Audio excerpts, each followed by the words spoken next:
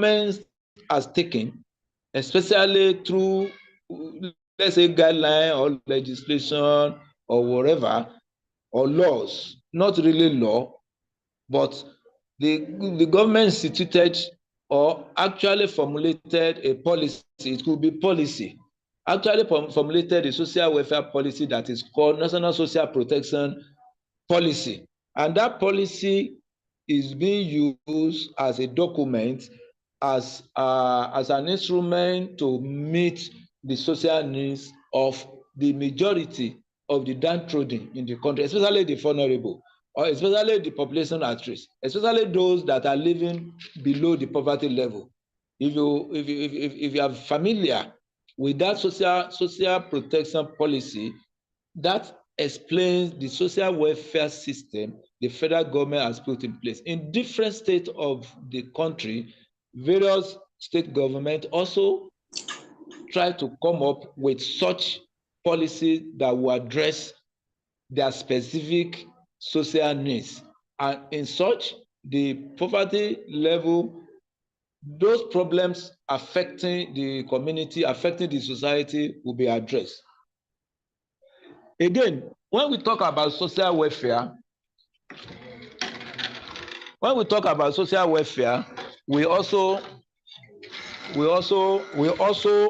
talk about an organized system. We also talk about an organized system of social services or institutions which are designed to enable individuals and groups to attain maximum social and economic well-being and satisfaction for which they are capable. Like I said earlier, you look at it from the point of view of providing services. Look at it from the point of view of establishing institutions. The other time I talk about Ministry of Humanitarian and Social Welfare. Ministry of Humanitarian and Social Welfare, just to address the social welfare of the people in the country, like we have presently. Then that is an institution established by government. It is only government that has that instrument to do that. It could be other institutions in various states of the federation. We have some community and social development agencies. Some have different agencies that address the issue of social needs of the people, most especially. Then you can also, the social welfare also involves the mobilization and utilization of community resources in meeting the needs of individuals and groups in the community. Any of this can fit in the social welfare system because the resources are so limited, but our wants are many. But how do we mobilize resources to address this social welfare of the people? For instance, we have individuals, we have philanthropists who look at some community, who look at some society, or who look at a particular geographical area and try to understand what their problems are. When they understand their needs, they want to meet it. For instance, we have had people who have intervened in paying the school fees of some indigent students. You know, the indigent students in this regard, they are vulnerable. They are vulnerable. When a particular individual or government addresses that and pays the school fees, or pay the WAEC fees, or pay the examination fee or JAM fee, and so on and so forth, or even give such indigent students scholarship up to the university level or to postgraduate level, you can see that individual or that government or that institution or agency or even religious organization or any organization, so to say, such that I've mentioned, they are trying to address the needs of a vulnerable group in that regard. That is as far as education is concerned. It could be in other areas. So that is a social welfare in that respect.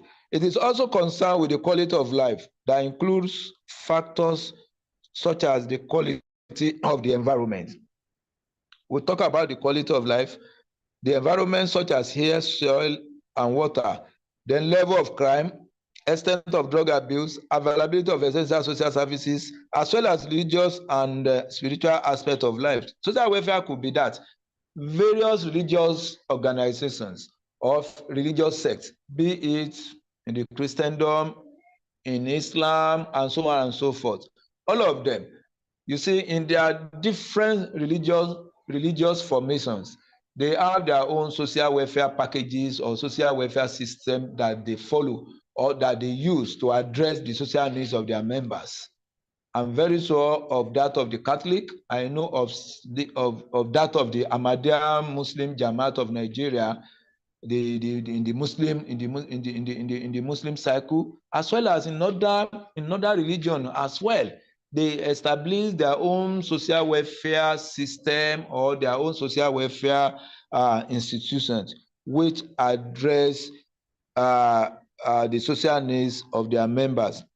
You see, in this regard, we talk about the level of crime, we talk about the extent of drug abuse. Why do we have NDLEA, the National Drug Law Enforcement Agency? Is it not to address the misuse of drug or abuse of substance? So if such is put in place, it's just a way of curbing the abuse of substance in our society. So for the youths that are vulnerable in this group, such institutions will address them. And it's social welfare in a way. We have juvenile homes established by Ministry of Women or Ministry of Social Welfare in various states. All these are institutions that are put in place to address the social menace that we have in the society. We have juvenile courts established to address this, and so on and so forth. All these are social welfare measures or social welfare programs or institutions that address the social needs, which will eventually lead to giving us economic well-being and satisfaction in the society. Then when we also talk about the services, the services that the social welfare also provide. But before that, the services terminate when the individual is empowered to attain satisfying conditions of living.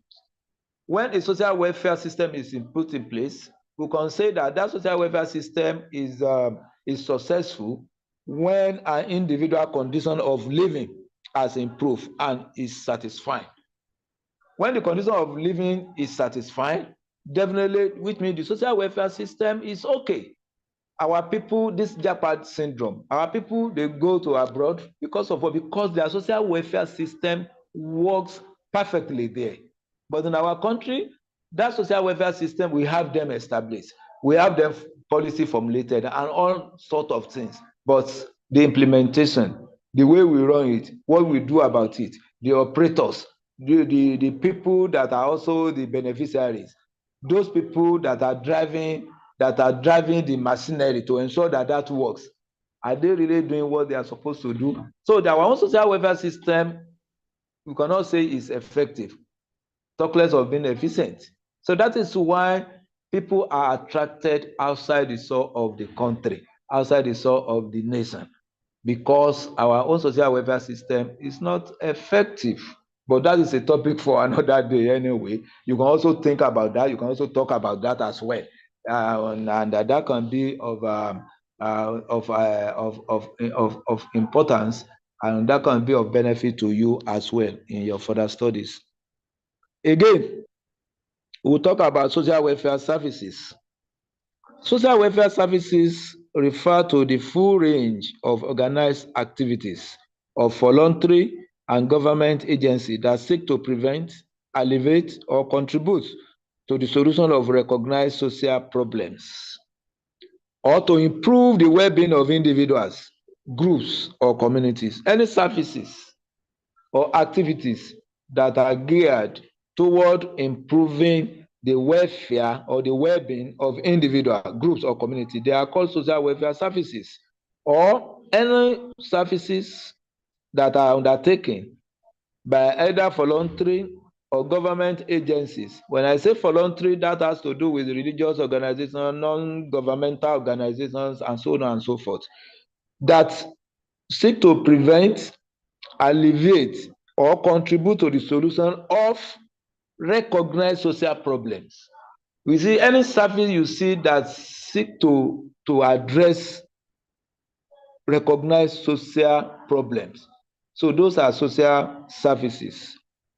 It could be activities, it could be any strategy, whatever, that are put in place, either by the government or non-governmental organizations. This can be of assistance to improving the well-being of individuals or group of individuals or the community at large. This, and you see it as an intervention that can improve, that can bring satisfying conditions of living. So these are social welfare services. The provision of social welfare services is called social work, whose core domain is intervention. You know, in social work, when you provide social welfare services, when you provide social welfare or welfare services, it is called intervention. That is, it's called intervention in that particular group or in that particular society, because you have come to bring them up or to improve their standard, to take them up the ladder of growth or ladder of development. What is social development? Social development is about improving the well-being of every individual in society so they can reach their full potential. They can reach their full potential. That's the essence. When you try to improve the well-being of an individual in a particular society so that they can reach their full potential. It means that social development is being entrenched. The success of society, the success of any society is linked to the well-being of each and every citizen.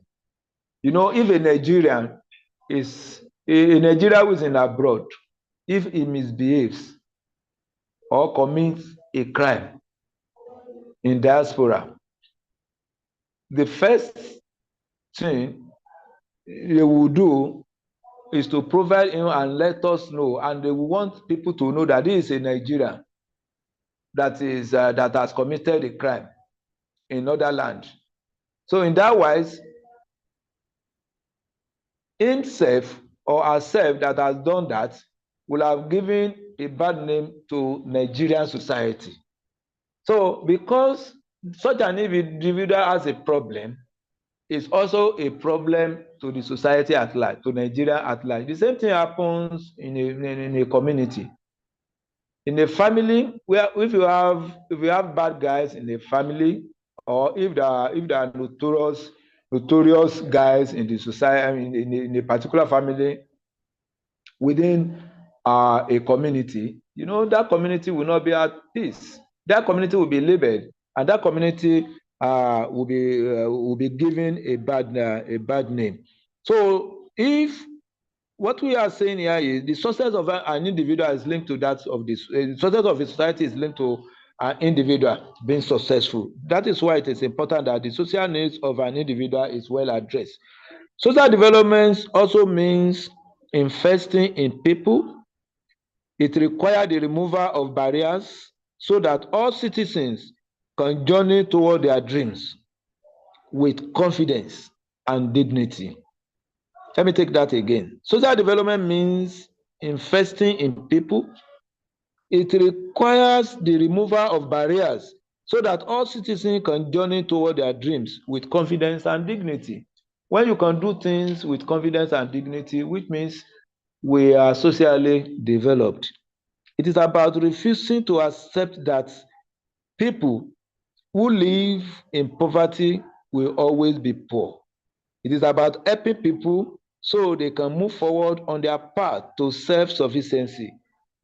In Yoruba land, they say if we have a family of 7 and only one is rich or is successful and the rest are not successful, they are poor.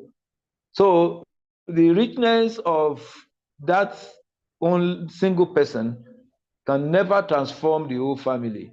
So we say that if you are the only one that is rich in that community or in that family, it means that the whole family is poor.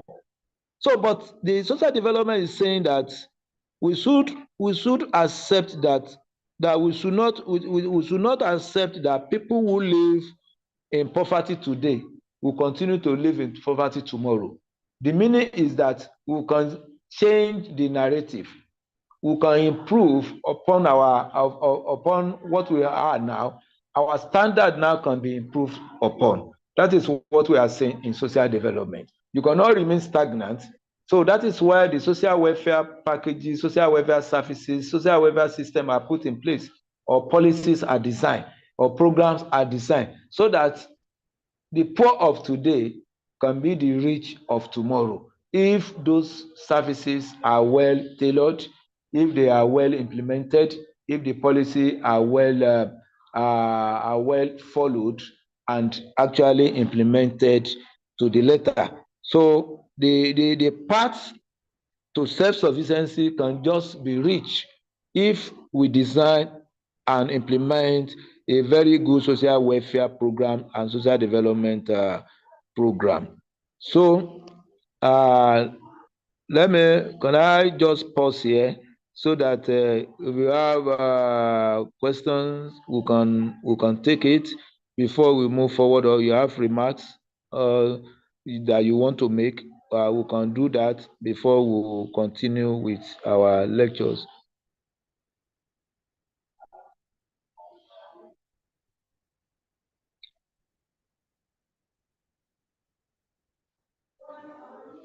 Yes, any question, remarks, comments?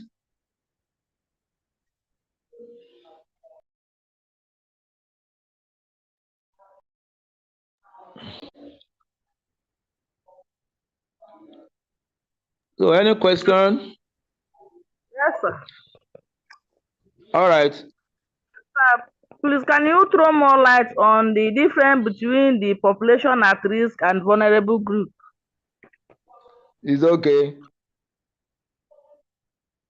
Yes, if you flash back, I explained that the population at risk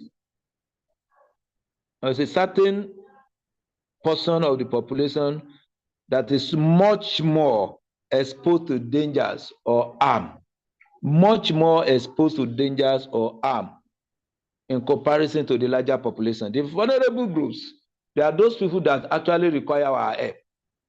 They are interwoven, but the vulnerable groups are better placed than those at the population at risk. Because in the vulnerable group, you could have the elderly, they are vulnerable group. The victims of female genital mutilation, they are vulnerable groups. The unemployed youth, they are vulnerable.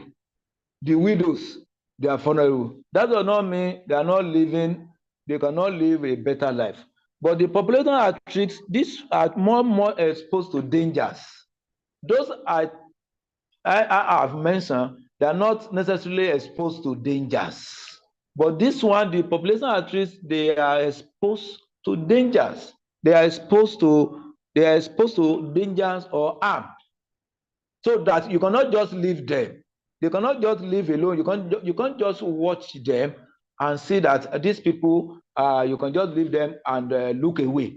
Look at those that take this substance, that abuse substance. If you allow them to continue to live in your environment, you know those one, they can cause a number of dangers, a number of harm, even to the society. So I wouldn't know whether you understand it the way I've explained it. Yes, sir. Yes, sir. I'm okay. All right. So we'll continue if there are no other questions. Then we'll talk about the social security. Social security is one of the strategies for prevention of poverty in Nigeria. and the social workers are in the best position to provide this. The social worker has interest in social security, especially on the management of social security funds, the care for the aged, the sick, disabled, and the unemployed individuals. You see, these people I've just mentioned, they are vulnerables. They are vulnerable. The aged will always be there, the sick, the disabled, and the unemployed individuals. When social security is introduced, it's one of that strategies being used to prevent poverty. Like I told you about national social protection policy. That policy enumerates a number of social security measures to ensure that our people are socially secured, to ensure that what people earn can actually alleviate their poverty, can better improve their living standard. You see, before now, there was a program called conditional cash transfer that is that conditional cash transfer every month. They give out 5,000, 10,000 to different categories of people: the widows, the aged, the elderly, the unemployed youth. They categorize them under that particular scheme, and that is a source of social security provided for the aged.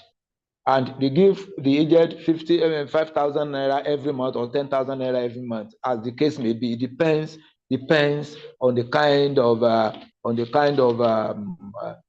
category they put such an individual. That is the social security. You see, that person will be happy, and such a person will have the confidence that he or she can live well without amount of money being given to him or her every month.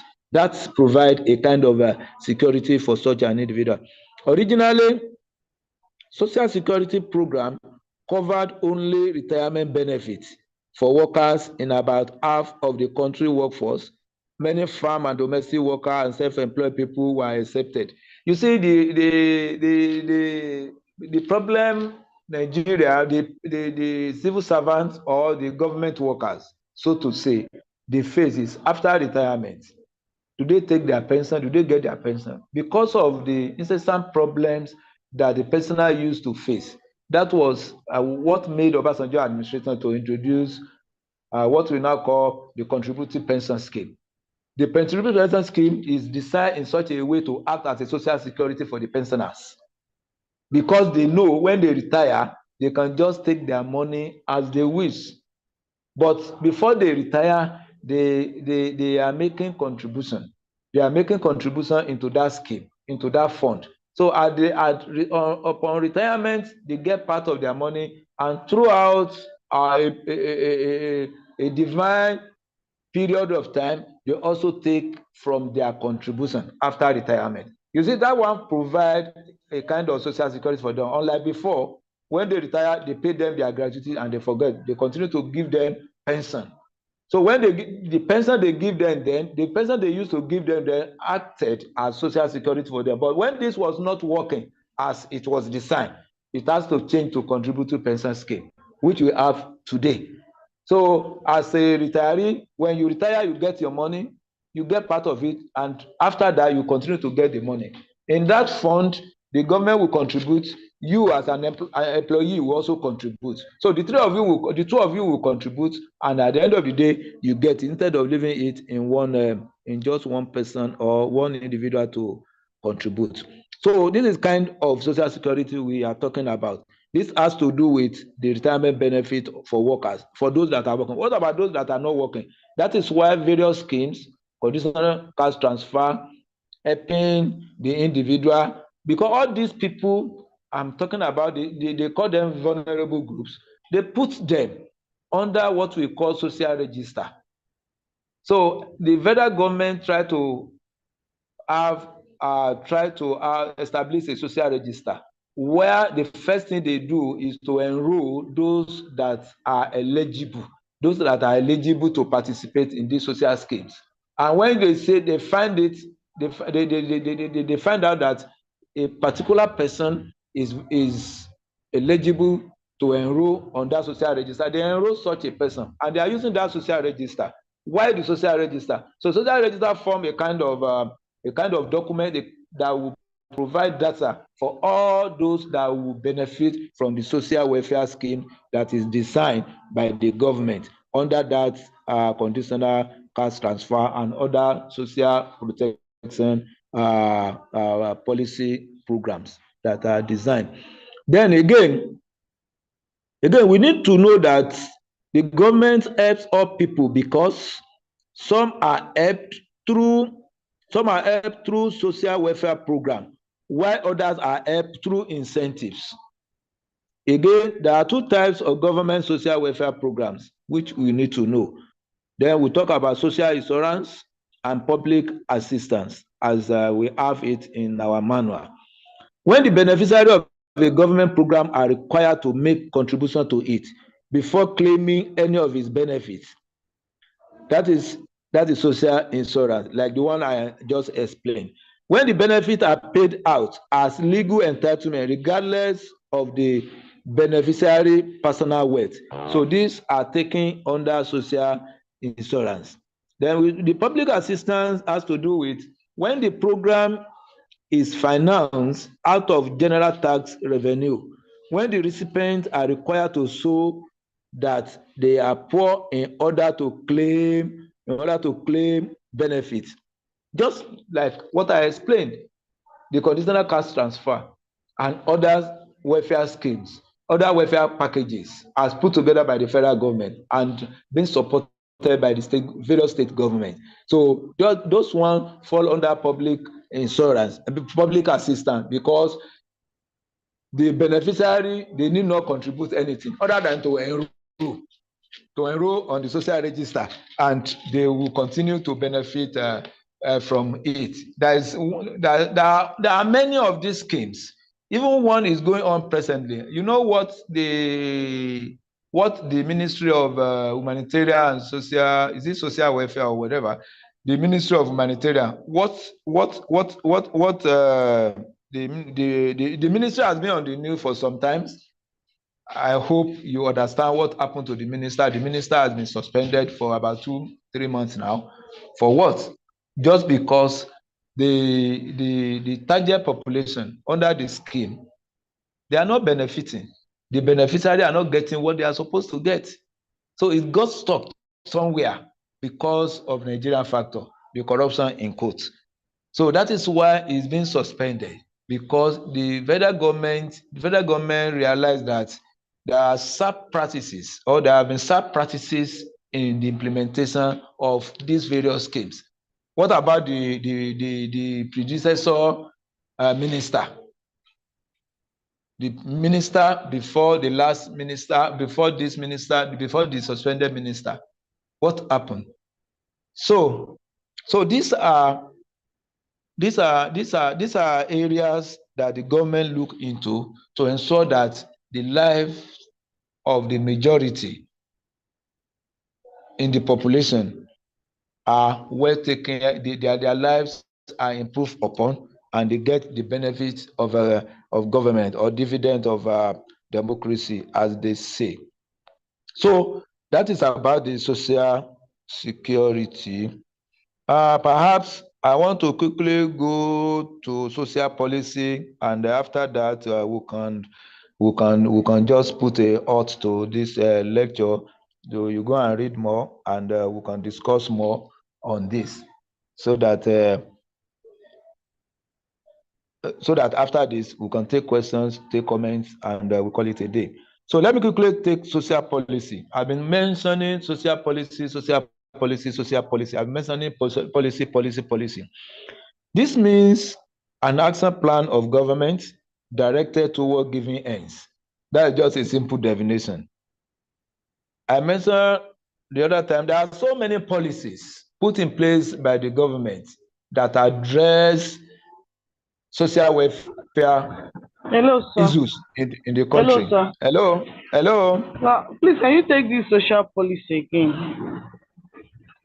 Social policy. I'm just on social policy. I'm just trying to explain now. I said All social right. policy means an action plan of government directed toward giving ends. That one is just a simple definition of social policy. You see, it's an action plan, what government plans to do to ensure that the social welfare system works well. It's just a plan by the government. You see, a policy is a document that is formulated by the government through a process. And that policy has taken care of the critical needs, especially social needs of the people.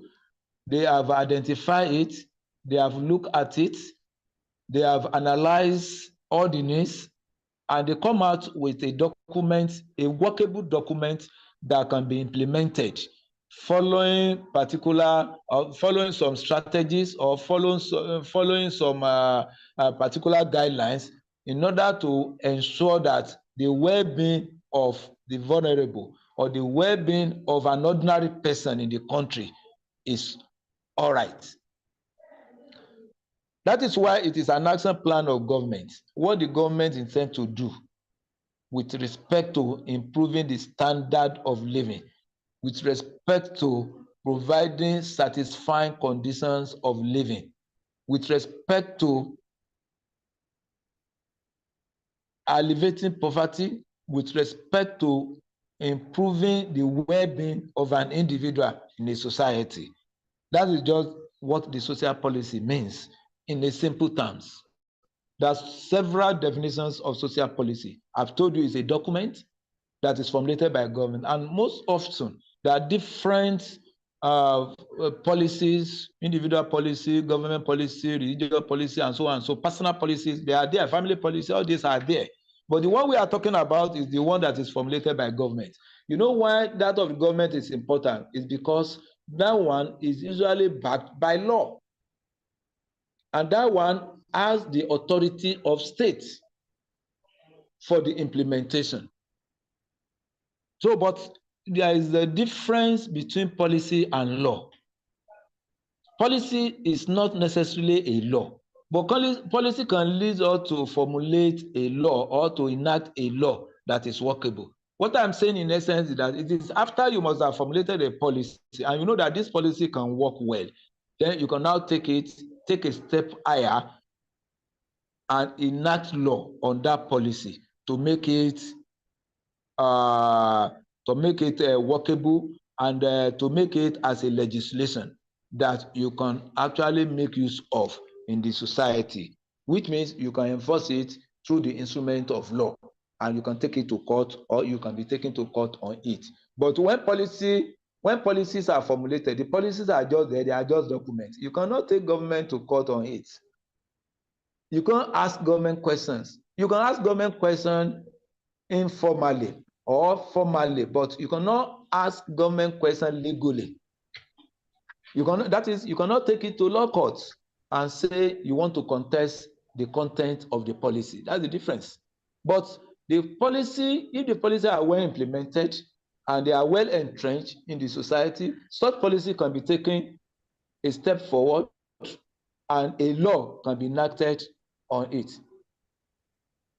For instance, today we have what we call verb law. I wouldn't know whether you know about it. You know, before there are various policies that address that are put in place to address discriminatory tendency in our society against women. There have been Convention on Elimination of Discrimination Against Women, which is CEDAW, and all those documents, they were put together, they were looked into together, and they were processed and they were harmonized. And they felt that at this point in time now, as we are now, Nigeria of today, we deserve to have a law that can actually protect violence against person. So instead of violence against women as a policy or gender gender policy that we had, or women policy, or youth policy that we have, or all the other policy, they are put together and they came up with this law, VAB law, that is Violence Against Person Prohibition Act at the national, but at the state it becomes law. So you can see that, but various policies, they were put together to arrive at that law. That is just by the way. In Nigeria, when we get there, we will explain better. In Nigeria, there are some policies that have been made to cater for the welfare of the people. One of such is the social development policy, which has its main component as social. We have social development policy, which has also graduated to be national social protection policy as well. We have them. Social welfare policy is there, social development policy is there, youth policy is there, the women policy, everything, the child rights policy, everything. All these policies, they are there. So these are made or formulated to address social welfare. So we talk about we talk about humanitarian services, community development, women and development, youth development, sport development, disaster management, all these, I mentioned them along the line. All these are part of the social development policy, which addresses social welfare. Therefore, policy is a standing plan or guideline for future decision, which is the means to an end. Or policy is an active instrument of change. What this one is saying, that policy is not static. When policy is formulated now, it has a span of life. That is, a policy, most policy lasts between 3 to 5 years, which means after 3 or 5 years, you try to renew that policy. You try to review that policy. So I've heard about youth policy, I've heard about this social protection policy, and so on and so forth. All these, they have their lifespan that they can be reviewed, which means they are instruments of change. As society grows, there is need for change. So the society is not static. So the social problems Obasanjo was addressing when he was the president, they are different from the social problem we're addressing now. When Obasanjo was the president, there wasn't anything like this Boko Haram. There wasn't anything like that. The Boko Haram, the banditry, kidnapping was not as rampant as we have them now. So any law, any policy that will be made now, a law, will take into cognizance the current situation of the country, the current problems that we have. All these problems that are facing the country, any policy that is being made now, we have to address them. We have to take into recognition what this problem will pose, on how will these problems affect, or positively or negatively, the policy we're talking about. So social policy guides the principle and procedure of any action that has to do with individuals and group relations in society. It regulates the life of people and improves the life of society members. The development of social policy takes cognizance of the people's traditions, cultural values, and ideological levels where they are. However, social policy is sometimes used as a substitute of social welfare policy. I think I've explained that. So it is at this point I want to end the class. And if you have questions, you have comments, and you have contribution, the door is open, or the floor is free for you to make your contribution. Thank you so much. You can signify if you want to ask questions or you want to make comments.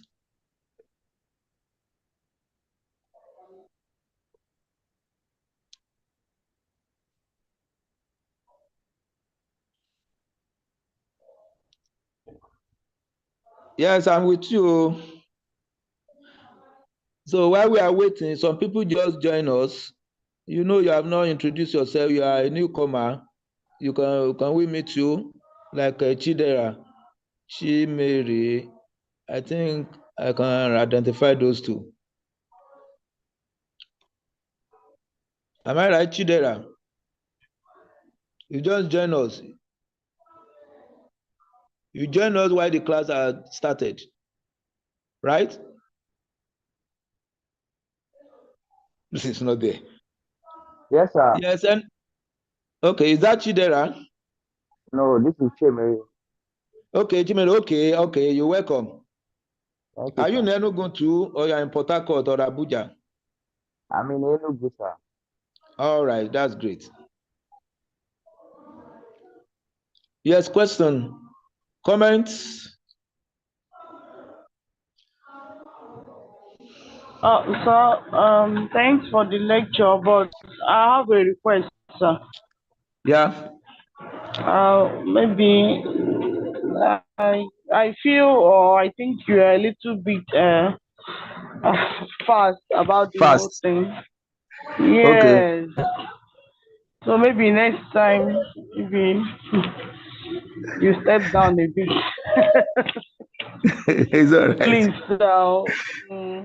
it's a professional exam so that we'll be able to, follow up Grab. and using Okay. your own terminologies and every other thing in writing the exam. So that's Okay. my request, sir. Yeah. No, Wala. Thank you. I want to ask, do you all have the manual? No, Do you sir. have the material? We don't have it, No, sir. sir. Okay. All right. All right. I will try and see what to do. I will get All in touch right, with sir. you. Yeah. All right, Do you have sir. Thank the you. class? Do you have the class rep? No. You can make Lami our course rep, sir. Who? Lami Sunday. Lami Sunday. No, sir, Okay. please. Okay? Oh, no, excuse me, please. I don't have a lot of things, oh. Well. All right. We'll make Rosemary the class rep. Okay, sir. Well, anyway. Anyway, just Sir? take it. You said what? Sir, Somebody Chiamaka was. is fine. She can handle it. Rosemary. Oh, but I said Rosemary. Lami, are you sure? I've taken Rosemary, please. Rosemary will be your contact person, will be my contact person, Thank Thank you, you, sir. sir. so that we'll move forward. So don't worry, All right, sir. I've noted your observation. I will ensure that I will